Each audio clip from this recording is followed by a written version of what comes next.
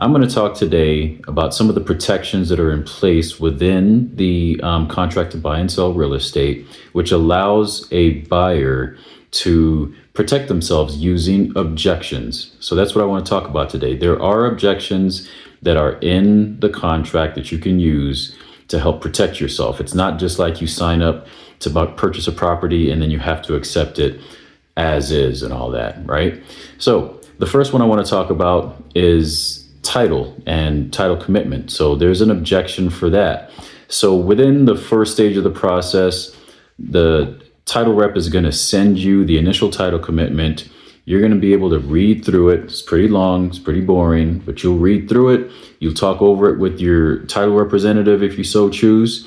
And if you find something in those documents that you do not like, then you'll put in a title objection. And then the two sides, buyer and seller, will have a certain time period to get that issue resolved. The next thing that I want to talk about is the appraisal. Yes, you can object to the appraisal. Let's say the appraiser comes out, sends in the report, and the report ends up being lower than the agreed upon purchase price of the property. You can object to that, right? And then once again, the buyer and seller have, a certain time frame to figure it out and get through the process. The most common that you'll hear about are inspection objections, right? So this is when you bring in your inspector, a qualified inspector, and they go through the entirety of the home, depending on what type of inspections you've ordered. And then they start listing off what's wrong with the property. Whatever you think is up to the level that you can't bear or you need resolved, then you've got inspection objections for that. So that's the most common one that most people hear of. But what about surveys? This is where you're trying to figure out the exact boundaries of the property. What if you actually do order a survey, the boundaries of the property come in, which are not what you expected at all? Objection, okay? You can actually throw that out and have it resolved. Another one that you don't typically see are due diligence documents. So due diligence documents could be anything like occupancy agreements, leasing agreements for certain items.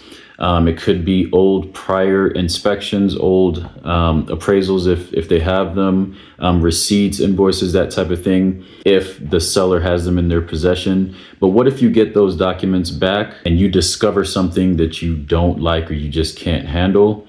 Once again, objections, okay? So these are things that are written into the contract already, and they have certain deadlines in them that you can use and make sure that you protect yourself. We live in a time and place, the United States of America, and especially Colorado, where we protect the consumer, and especially home buyers who are undertaking one of the largest purchases they ever will undertake in their lifetimes, right? So those things are there for you. If you want to find out a little bit more detail about anything that I just discussed, there are more ways to protect yourself in a contract, obviously. So yeah, reach out and I'll get you some more info. Thanks.